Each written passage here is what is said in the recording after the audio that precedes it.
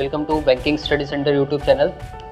पिछले वीडियो में हम लोगों ने देखा था कि SBI PO के बारे में सारा डिस्कशन किया था कि अपकमिंग वैकेंसी जो SBI PO की आने वाली है उसके बारे में डिस्कशन किया था। और आज हम लोग करने वाले हैं कि अपकमिंग जो क्लर्क की वैकेंसी आने वाली है SBI में उसी के बारे में सारा डिटेल्स देखेंगे कि उसमें क्या क्या मतलब एग्जाम फीस क्या होगी, देन एग्जाम पैटर्न क्या होगा, सिलेबस क्या होगा। सिलेबस के बारे में आज डिस्कशन नहीं करेंगे, पिछले वीडियो में भी मैंने यही बोला था कि सिलेबस का हम लोग एक एक्स्ट्रा वीडियो बनाएंगे।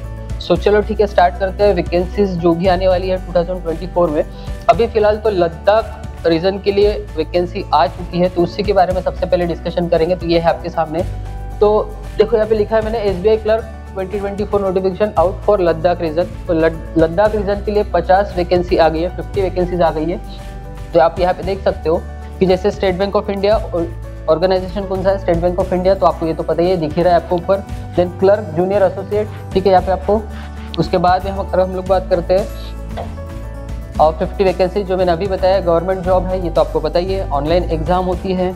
उसके बाद में यहाँ पे डेट सबसे इंपॉर्टेंट है, डेट आप ध्यान में रखिए, 7 दिसंबर से उसका रजिस्ट्रेशन स्टार्ट हो चुका है। वो लास्ट डेट जो है वो 27 दिसंबर को होने वाली है। और उसके बाद में एग्जाम मोड ऑनलाइन ही रहेगी। यहाँ पे कैटेगरी, अब ये जो एप्लीकेशन मोड था ये ऑनलाइन था और एग्जाम मोड भी ऑनलाइन ही रहने वाला है।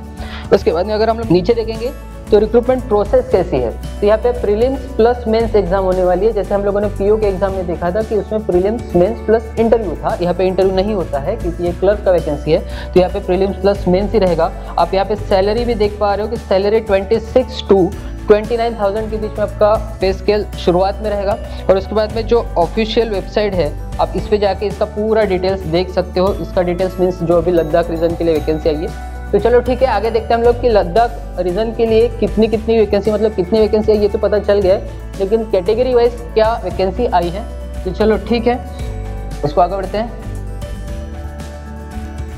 ये रही आपके सामने clerk, SBI clerk 2024 exam dates आपको यहाँ पे सारी दिख रही है। यहाँ पे लद्दाख रीजन की दिख रही है और फॉर अदर रीजन के अभी तक कोई भी डेट्स आने के हैं, जो कि दिसंबर बोला गया था।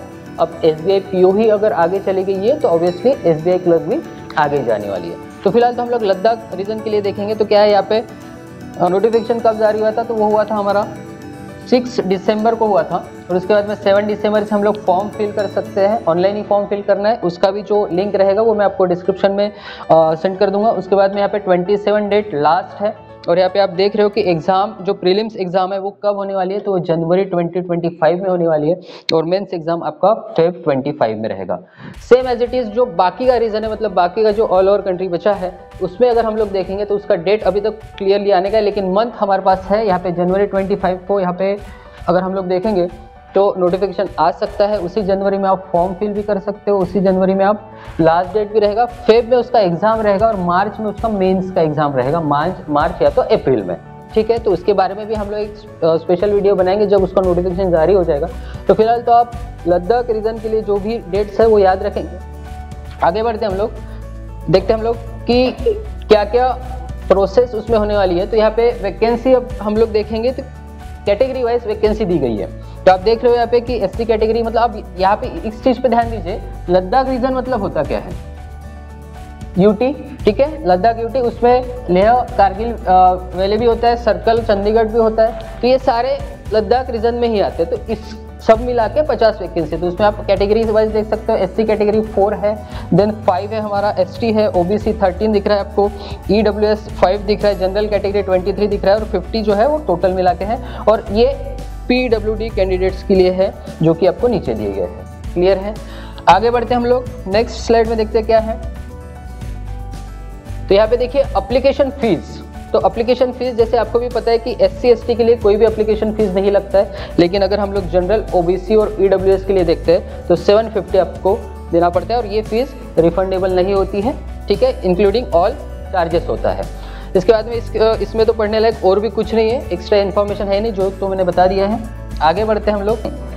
तो क्वालिफिकेशन सबसे इंपॉर्टेंट, क्वालिफिकेशन क्या होना चाहिए, मतलब ये कौन से बच्चे इस एग्जाम को दे सकते हैं। तो क्वालिफिकेशन आपको पता होना चाहिए कि ग्रेजुएशन कंप्लीट होना चाहिए, चाहे वो लद्दाख रीजन के लिए हो चाहे वो अदर रीजन के लिए। तो ग्रेजुएशन होना चाहिए एक रिकॉग्नाइज्ड यूनिवर्सिटी से, आप यहाँ पे देख रहे हो रिकॉग्नाइज्ड यूनिवर्सिटी से होना चाहिए।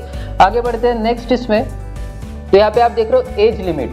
एज लिमिट क्या होनी चाहिए। तो सबसे पहले हमको एक तो चीज़ पता है कि क्लर्क के लिए 21 to 28 होता है general category, okay, 21 to 28 general category. उसके बाद में अगर हम लोग कैटेगरी वाइज देखेंगे तो 33 मतलब 5 ईयर का एक्सटेंशन होता है SC ST के लिए। उसके बाद में OBC के लिए 3 इयर्स का होता है, मतलब वो 31 हो गया। उसके बाद में जो PWD पर्सन होते हैं उसके लिए 38 होता है। उसके बाद में यहाँ पे पर्सनल विद ST के लोग, मतलब यहाँ पे जनरल PWD के लिए 38 है और SC ST PWD के लिए 43 एज तक दे सकते हैं। पर्सन विद डिसेबिलिटी मतलब OBC जो होते हैं OBC के लिए 41 तक होता है, मतलब PWD OBC वाले 41, SC ST वाले 43 एंड जनरल वाले 38। फिर आता है एक्स सर्विसमैन डिसेबल, मतलब एक्स सर्विसमैन अगर है कोई भी पीछे, मतलब चाहे वो आर्मी मैन हो गया या फिर इसके पहले कोई सर्विस उन्होंने किया है, तो उनके लिए भी स्पेशल 50 इयर्स तक वो एग्जाम दे सकते हैं। उसके बाद में यहाँ पे देखेंगे कि जो विडोज एंड डिवोर्स वुमेन जो भी होते हैं तो उनके लिए 7 इयर्स का। अब यहाँ पे सारा चीज़ें 35 जनरल और 38 EWS OBC के लिए 40, ऐसा मतलब SC ST के लिए 40, तो ऐसा कैटेगरी वाइज पूरा दिया गया है। तो उम्मीद करता हूँ कि ये भी आपको समझ गया होगा, ये सबसे इंपॉर्टेंट चीज़ है। तो जितने भी बच्चे कैटेगरी वाइज एग्जाम देते हैं तो जनरल के लिए तो आपको यहाँ पे दिख ही रहा है 20 इयर्स एंड नॉट अबव, मतलब 20 इयर्स के नीचे नहीं होना चाहिए और 28 के ऊपर नहीं होना चाहिए, मीन्स 21 to 28 ऐसा हम लोग बोल सकते हैं। क्लियर? आगे बढ़ते हम लोग नेक्स्ट स्लाइड पे। ये रहा एग्जाम पैटर्न। तो एग्जाम पैटर्न तो ऑलरेडी मैंने थोड़ा सा बता के रखा है कि एक प्रीलिम्स एग्जाम होता है, फिर मेंस एग्जाम होता है और मेंस एग्जाम के बाद में ही मेरिट लिस्ट लगती है। तो यहाँ पे आपके सामने पूरा है एग्जाम पैटर्न। वो तो कैसा होता है, अब प्रीलिम्स एग्जाम में क्या क्या सब्जेक्ट पूछे जाते हैं, तो 3 सेक्शन होते हैं, ये भी आपको पता है। इसके पहले वीडियो में भी मैंने बताया था 3 सेक्शन कौन से होते हैं। तो यहाँ पे दिख रहा है आपको, एक इंग्लिश सेक्शन होता है, एबिलिटी मीन्स एप्टीट्यूड जिसको हम लोग बोलते हैं, एक रीजनिंग होता है। तीनों का क्वेश्चंस जो रहेंगे वो इंग्लिश के लिए आप देख सकते हो कि 30 क्वेश्चंस है, 35 क्वेश्चंस एप्टीट्यूड, 35 क्वेश्चंस रीजनिंग। और यहाँ पे एक चीज देखिए कि टोटल मार्क्स कितने होते हैं। तो हर एक सब्जेक्ट को, मतलब हर एक क्वेश्चन को 1 मार्क होता है। उसके बाद में यहाँ पे भी आप 35 मार्क्स, 35 क्वेश्चंस, ये सारा चीजें रहेगा। यहाँ पे नीचे थोड़ा सा दिख नहीं रहा है आपको, 100 क्वेश्चंस, 100 मार्क्स और 60 मिनट्स। सेक्शनल वाइज टाइमिंग होता है, सेक्शनल वाइज टाइमिंग होता है। ओके जी, आगे बढ़ते हैं नेक्स्ट। इसमें नेक्स्ट है ये मेंस एग्जामिनेशन है। मेंस में क्या क्या सब्जेक्ट पूछे जाते हैं तो आप यहाँ पे देख रहे हो, जनरल इंग्लिश होता है, उसके बाद में एप्टीट्यूड होता है, general ability and computer aptitude होता है और जनरल एंड फाइनेंस अवेयरनेस होता है, जिसको हम लोग बैंकिंग अवेयरनेस भी बोलते हैं या फिर शॉर्ट में जनरल अवेयरनेस भी बोलते हैं। तो देखो जनरल इंग्लिश में कितने क्वेश्चन है, आपको 40 क्वेश्चन है, उसमें मार्क्स कितने हैं, उसमें 40 मार्क्स है। टाइमिंग कितना मिल रहा है, 35 मिनट्स मिल रहा है आपको। ओके, सेक्शनल वाइज इसमें भी टाइमिंग रहेगा। अगर हम लोग बात करते हैं एप्टीट्यूड की, तो एप्टीट्यूड में 50 क्वेश्चन है, 50 मार्क्स एंड 45 मिनट्स आपको उसके लिए दिए जाएंगे। उसके बाद में 50 जो है यहाँ पे दिख रहा है reasoning ability and computer awareness जिसको हम लोग बोलते हैं, वो चीज़ दिख रही है यहाँ पे 50 क्वेश्चन मतलब marks question, 60 marks and 45 minutes. Okay clear?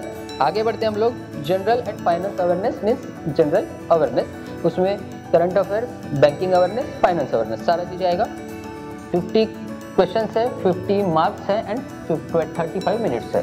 तो टोटल आप देख रहे हो क्वेश्चन आते हैं 190, मार्क्स आते हैं 200 और उसके बाद में 2 hours 40 मिनट्स का समय है। मतलब मेंस में थोड़ा सा ज़्यादा समय होता है, लेकिन आपको पता है एग्जाम में थोड़ा सा टफ होता है। Okay clear? तो ये हो गया हमारा एग्जाम पैटर्न, जिसमें हम लोगों ने प्रीलिम्स का भी देखा, मेंस का भी देखा। आगे बढ़ते हैं हम लोग। तो आगे आपको दिख रहा है कि सिलेक्शन प्रोसेस क्या होती है। तो यहाँ पे आपको दिख रहा है सिलेक्शन प्रोसेस, सबसे पहले प्रीलिम्स एग्जाम होगा, फिर मेंस एग्जाम होगा। यहाँ पे आपको ये देखिए प्रीलिम्स एग्जाम होगा पहले, फिर मेंस एग्जाम होगा। All candidate must clear both the phase, मतलब पहले जो प्रीलिम्स होगा वही मेंस में अलाउड होगा, और जब मेंस होगा तो उसी के बेस पे जो भी रहेगा मतलब मेरिट लिस्ट लगेगा। अब यहाँ से ट्रांसफर, जैसे यहाँ पे आप देख रहे हो सर्कल ट्रांसफर या फिर इंटरनल स्टेट ट्रांसफर, ये नहीं होता है। There is no provision for inter circle transfer, inter state transfer for junior associate to be recruited. ठीक है, इसमें क्या होता है कि अगर आप क्लर्क लेवल का एग्जाम देते हो, तो अगर आपने महाराष्ट्र से फॉर्म फिल किया या फिर आपने जम्मू कश्मीर से फॉर्म फिल किया या फिर आपने बिहार से फॉर्म फिल किया, तो जिस स्टेट से आपने फॉर्म फिल किया है उसी स्टेट में आपको जॉब रहेगा। उसके अलावा आप ट्रांसफर का कोई भी ऑप्शन नहीं होता है। तो आप नीचे देख रहे हो, नीचे एक स्पेशल थोड़ा सा दिया गया है कि जिन्होंने SBI का अप्रेंटिस किया है तो उनके लिए 2.5% ऑफ द मैक्सिमम मार्क, मतलब जितना मैक्सिमम मार्क है उसके 2.5% दिया जाता है। तो आपको नीचे दिख रहा है, जैसे जस्ट एग्जांपल अगर 200 मार्क्स का एग्जाम है तो 5 मार्क्स आपको एक्स्ट्रा दिया जाता है। किन के लिए? जिन्होंने train apprentice of SBI। SBI का जो अप्रेंटिस किया है उनके लिए। क्लियर, ये भी चीज़ आपको समझ गई होगी। उसके बाद में अगर हम लोग आते हैं नेक्स्ट इसमें, तो अब इसके बाद में तो कोई प्रोसेस बचा ही नहीं है। अपने हम लोगों ने सभी देख लिया कि एग्जाम पैटर्न भी देख लिया, एग्जाम फेज भी देख लिया हम लोगों ने, डेट्स भी देख लिया हम लोगों ने, उसके बाद में हम लोगों ने सिलेक्शन प्रोसेस भी देख ली, एज क्राइटेरिया भी देख लिया, क्वालिफिकेशन भी हम लोगों ने देख लिया। तो और एक चीज़ मैं आपको बताना चाहता हूँ कि स्पेशल जिन लोगों ने 1 ईयर से प्रिपरेशन किया है, 1 साल से उनका प्रिपरेशन चल रहा है, लेकिन बहुत सारे बच्चों को ऐसा होता है कि प्रैक्टिस की अभी तक ज़रूरत है। तो हमारे यहाँ प्रैक्टिस का स्पेशल बैच स्टार्ट होने वाला है, जो कि हम लोग 15 या फिर 1 जनवरी से स्टार्ट करने का सोच रहे हैं। तो जिनको भी प्रैक्टिस बैच, उसमें पढ़ाया नहीं जाएगा, सिर्फ और सिर्फ आपका प्रैक्टिस और आपके डाउट सेशंस, मतलब जो भी एक क्वेश्चंस में डाउट्स है, प्रीवियस ईयर एग्जाम्स हो गए, जितने भी प्रीवियस ईयर पेपर्स है वो भी सॉल्व करके आपको दिया जाएगा वहाँ पे। और उसके बाद में कैसा प्रैक्टिस करना चाहिए, आगे क्या आ सकता है, इसके बारे में सारा डिस्कशन रहेगा। सो यहाँ पे आपको सारी डिटेल्स दिख रही है, आपको ये लिंक में भी सारा डिटेल्स रहेगा, तो आप यहाँ पे कांटेक्ट भी कर सकते हैं, फिर डायरेक्टली ऑफिस विजिट भी कर सकते हैं, जैसे भी आप चाहेंगे। सो अगले वीडियो में हम फिर से मिलेंगे, जिसमें SBI क्लर्क जो अदर रीजन के लिए बचा है उसके बारे में हम लोग डिस्कस करेंगे। तो तब तक के लिए ऐसे ही हमारे साथ जुड़ते रहिएगा और हमारे चैनल को सब्सक्राइब और इस वीडियो को लाइक ज़रूर करना है अगर पसंद आया तो। और जिनको भी आपके दोस्त जो भी है जिनका ग्रेजुएशन हो चुका है, तो वो लोग ये एग्ज़ाम दे सकते हैं, उनको भी ये फॉरवर्ड करना है ताकि उनके पास भी ये इन्फॉर्मेशन रहे। बहुत सारे बच्चों को पता नहीं होता है कि कहाँ कैसे फॉर्म भरना चाहिए, ग्रेजुएशन के बाद क्या करना चाहिए। तो इस वीडियो में आपको सारा कुछ शॉर्ट में दिया गया है, ज़्यादा बड़ा वीडियो भी नहीं है, ठीक है। सो तब तक के लिए थैंक यू।